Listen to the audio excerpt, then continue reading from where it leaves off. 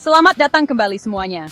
Selama bertahun-tahun, nanotube karbon telah menjanjikan untuk mengungguli silikon dalam kecepatan, efisiensi, dan miniaturisasi. Tetapi teknologi ini kesulitan untuk beralih dari laboratorium ke produksi. Hal itu kini mulai berubah. Beberapa perusahaan semikonduktor diam-diam telah memajukan fresh manufaktur yang diperlukan untuk membangun prosesor menggunakan transistor nanotube karbon. Struktur silinder kecil ini, hanya beberapa nanometer lebarnya, menawarkan konduktivitas listrik yang luar biasa dan potensi untuk menempatkan lebih banyak transistor ke dalam chip tanpa panas berlebih. Dengan pengumuman dan prototipe terbaru, menjadi jelas bahwa prosesor nanotube karbon tidak lagi bersifat eksperimental. Mereka siap untuk pasar dunia nyata. Nanotube karbon adalah molekul berbentuk silinder, yang seluruhnya terbuat dari atom karbon yang tersusun dalam kisi heksagonal. Tabung-tabung ini hanya berdiameter beberapa nanometer, tetapi panjangnya bisa mencapai beberapa mikrometer. Karena ukuran dan strukturnya, mereka menunjukkan konduktivitas listrik dan sifat termal yang luar biasa. Ketika digunakan dalam prosesor, transistor nanotube karbon memungkinkan elektron bergerak dengan resistansi yang jauh lebih kecil daripada di silikon tradisional. Ini berarti sinyal dapat bergerak lebih cepat dengan kehilangan energi yang lebih sedikit. Tujuan para peneliti adalah menyusun tabung-tabung ini secara tepat pada sebuah chip untuk menciptakan sirkuit yang berfungsi, yang kini secara teknis menjadi mungkin dalam skala besar. Untuk membuat prosesor dari nanotube karbon, para insinyur harus menumbuhkan atau menempatkan nanotube pada substrat dengan pola yang sangat teratur. Ini melibatkan penggunaan pengendapan uap kimia dan teknik penempatan canggih yang memandu tabung ke dalam keselarasan yang diinginkan. Setelah ditempatkan, nanotube dihubungkan dengan kontak logam dan lapisan isolasi untuk membentuk transistor dan gerbang logika. Sirkuit ini berfungsi mirip dengan prosesor berbasis silikon, tetapi dapat beroperasi lebih cepat dan pada tegangan yang lebih rendah. Pembuatan pada tingkat presisi ini membutuhkan terobosan dalam ilmu material dan rekayasa proses untuk menghilangkan cacat dan memastikan konsistensi di seluruh miliaran transistor. Salah satu fitur utama transistor nanotube karbon adalah kemampuannya untuk menyala dan mati lebih cepat daripada transistor silikon. Ini karena mobilitas pembawa muatannya yang tinggi. Artinya, elektron atau hole dapat bergerak melaluinya dengan lebih bebas. Selain itu, nanotube karbon menghasilkan panas yang jauh lebih sedikit saat beroperasi. Ini mengurangi kebutuhan akan sistem pendingin yang rumit dan membuka peluang untuk prosesor yang lebih kecil dan efisien. Karena panas adalah batasan utama dalam desain chip silikon, keunggulan ini memungkinkan lebih banyak transistor untuk dimuat dalam area yang lebih kecil, tanpa risiko kegagalan termal atau penurunan kinerja di bawah beban. Prosesor nanotube karbon juga bisa dibuat di atas substrat fleksibel, tidak seperti wafer silikon yang kaku. Ini menciptakan peluang untuk format perangkat baru, termasuk elektronik yang bisa ditekuk dan prosesor tertanam yang sangat tipis. Kemampuan untuk memproduksi elemen komputasi canggih pada lembaran plastik atau polimer bisa merevolusi teknologi wearable, perangkat medis implan, dan tekstil pintar. Fleksibilitas ini disebabkan oleh sifat mekanis nanotube karbon yang sangat kuat namun ringan dan mudah disesuaikan. Seiring dengan peningkatan metode produksi, produsen akan dapat mengintegrasikan prosesor nanotube karbon ke tempat-tempat di mana chip tradisional tidak bisa digunakan. Manfaat penting lainnya dari transistor karbon nanotube adalah efisiensi energi.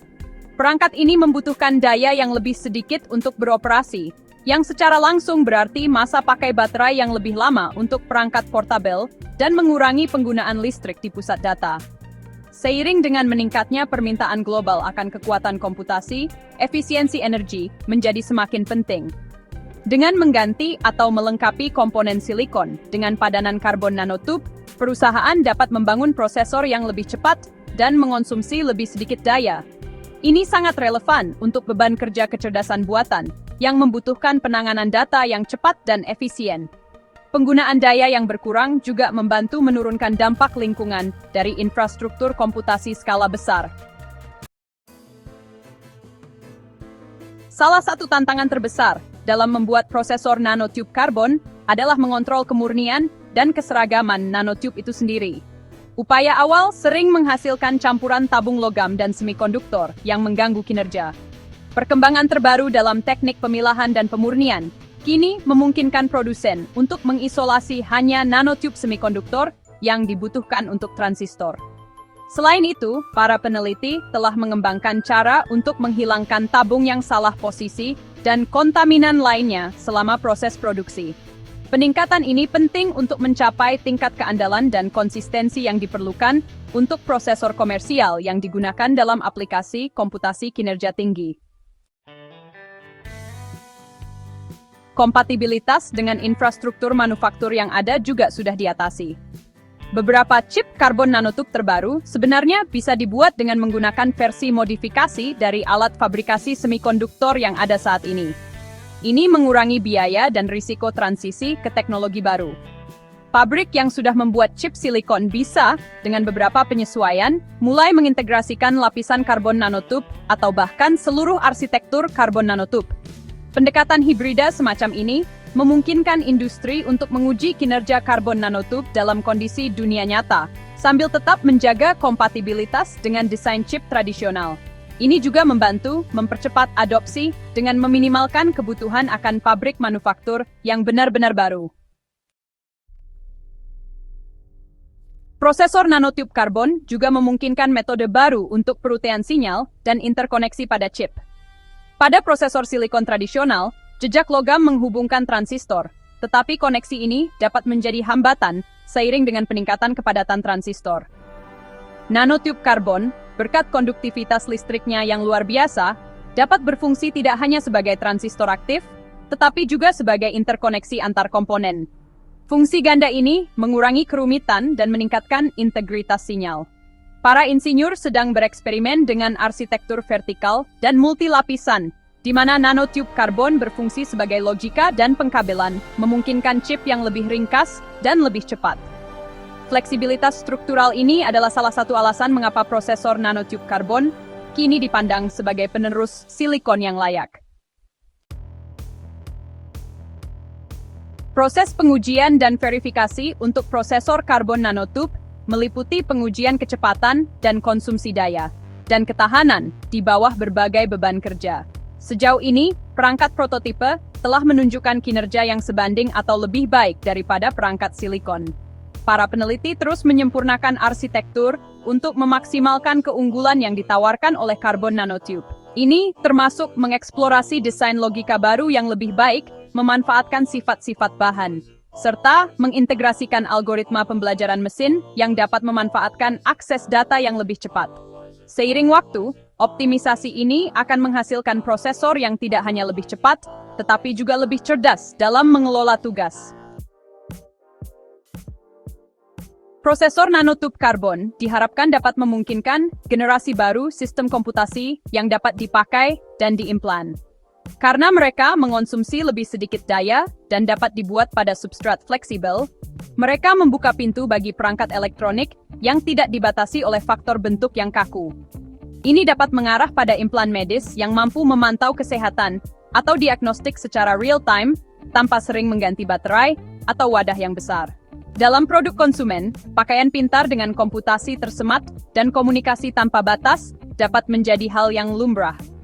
Perangkat yang saat ini memerlukan pengisian daya rutin atau koneksi kabel mungkin menjadi komponen yang persisten, ambien, dan hampir tidak terlihat dalam kehidupan sehari-hari berkat operasi daya rendah dan kemampuan adaptasi mekanis prosesor ini.